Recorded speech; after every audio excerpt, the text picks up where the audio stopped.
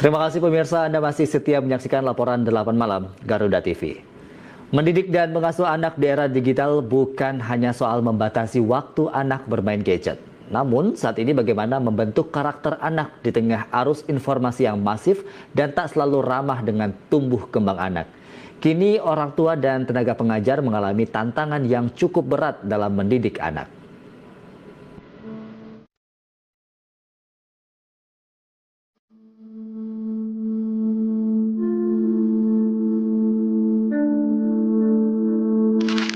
Pemirsa, kemudahan akses internet dan juga penggunaan gawai sejak usia dini memang memberikan banyak manfaat edukatif. Namun di sisi lain juga memberikan dampak negatif seperti kurangnya interaksi sosial serta paparan konten yang tidak sesuai dengan usia. Dalam liputan khusus kali ini, kami akan membahas bagaimana peran parenting dalam menjaga keseimbangan teknologi dan juga pembahasan serta menjaga tumbuh kembang anak. Lalu bagaimana solusinya? Untuk selengkapnya, mari kita bahas.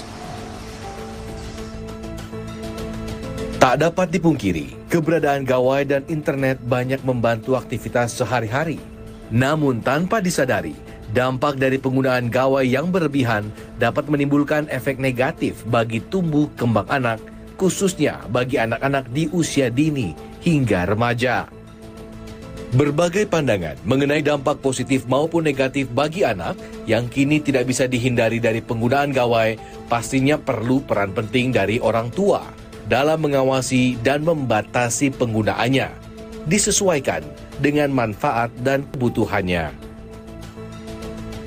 Mau ini apa enggak di handphone itu di usia SD mungkin. Pertanyaannya jadi orang tua, lu ngapain sebelum anak lu SD? Kan harusnya dipersiapkan waktu hari itu datang, anak lu harus milih, anak lu bisa gak pilih hal yang benar. Nah itu PR-nya kan di sini, nggak bisa salahin anak milih loh, ya kan? Semua orang kan milih yang dia curious, yang dia penasaran. Ih apa nih? Ada buka-buka, apa nih bisa main game? Anak bisa addicted game, nggak sendiri. Kalau orang tuanya tahu kehidupan anaknya tiap jam tiap menit, dia tahu kapan nyetop untuk nggak main game.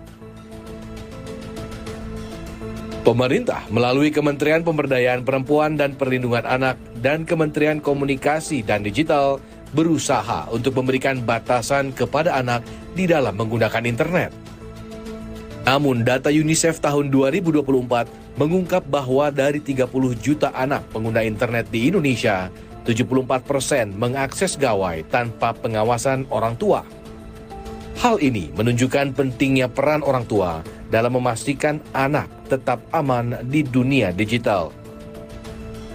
Terkait hal itu, pemerintah sepakat memperkuat sinergi dalam menciptakan ruang digital yang aman, sehat, dan produktif bagi generasi muda. Basicnya adalah di tingkat desa, jadi ruang bersama ini nanti menjadi kolaborasi dari seluruh kementerian. Untuk anak-anak, kita berharap ketika kita membatasi mereka menggunakan medsos, itu maka kita akan memberikan solusi, misalkan seperti permainan tradisional. Terkait peran parenting, Komisi Perlindungan Anak Indonesia menyampaikan strategi pemantauan dan kontrol terhadap orang tua yang harus proaktif dalam memanfaatkan gawai yang digunakan anak-anaknya. Orang tua harus aktif terlibat dalam aktivitas online anak-anak. Namun hingga saat ini, pihak Komisi Perlindungan Anak Indonesia mengaku belum ada satupun laporan kasus parenting digital yang diterima KPAI. Ada beberapa strategi pemantauan dan kontrol yang efektif terkait parenting di era digital ini. Artinya orang tua harus berperan proaktif gitu ya. Pertama dalam penetapan batasan yang jelas gitu ya. Apakah anak sehari dikasih waktu 1 jam gitu untuk memanfaatkan gadgetnya gitu ya. Kemudian harus ada penetapan aturan dan rutinitas penggunaan. Misalkan anak-anak boleh menggunakan gadget termasuk untuk kebutuhan mengerjakan tugas-tugasnya. Merespon adanya tantangan belajar mengajar anak di era digital, ada yang pro dan ada juga yang kontra atas perkembangan dunia digital saat ini. transformasi digitalisasi dalam proses pembelajaran ini memang berat. Ya ini tentu kembali lagi kepada kita sebagai orang tua ya. Artinya bagaimana pengawasan itu yang paling penting ya. Karena memang selama ini kita sebagai orang tua gampang sekali memberikan HP tapi sulit di dalam pengawasan penggunaannya. Nah ini yang tantangan kita. Itu tuh lebih baik kayak kembali ke zaman kayak apa yang kita gitu ya, karena kan sistem sekarang apa-apa dikit-dikit AI, terus apa tadi ChatGPT ya gitu ya. Kalau menurutku sih nggak harus begitu juga. Jadi kita tuh harus kayak berpikir cara anak. Kita misalnya punya anak nih, kasih tahu yang benar, ini jangan terpengaruh ke situs-situs yang kata kayak di web yang nggak jelas, buka yang ini nggak jelas, takutnya kan apa yang diikutin jadi ke orang itu mengaruh dampak negatifnya. Sementara itu, psikolog anak Rosmini Agus Salim menyatakan, tanda-tanda anak mengalami kecanduan gadget dimulai dari lemahnya kontrol orang tua anak itu sendiri. Rosmini menyarankan bagi anak yang sudah kecanduan gawai harus diberikan kegiatan yang menandingi gawai tersebut dengan aktivitas yang lebih produktif seperti berolahraga ataupun bermain di alam terbuka. Sebetulnya orang tua juga bisa melihat, nggak usah seorang psikolog. Ya, dan masalah utamanya adalah yang mengawali, yang memaparkan gadget kepada anak itu biasanya adalah orang tuanya sendiri.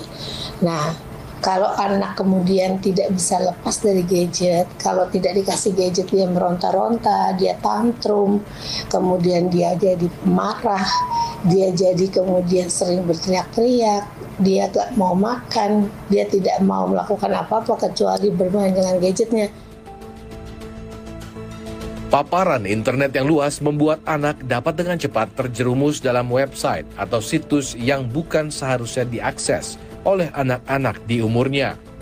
Hasil riset WHO, terdapat batas usia anak-anak untuk dapat dikenali dengan penggunaan gawai, yaitu saat anak-anak berusia 2 tahun ke atas, yaitu dengan meningkatkan pendampingan dan pembatasan intensitas penggunaan gawai oleh para orang tua itu sendiri.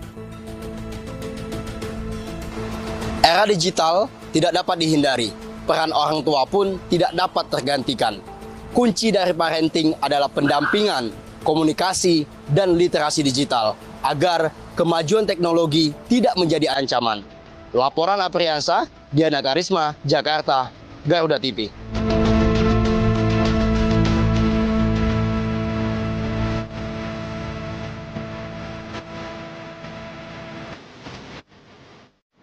Kepala Badan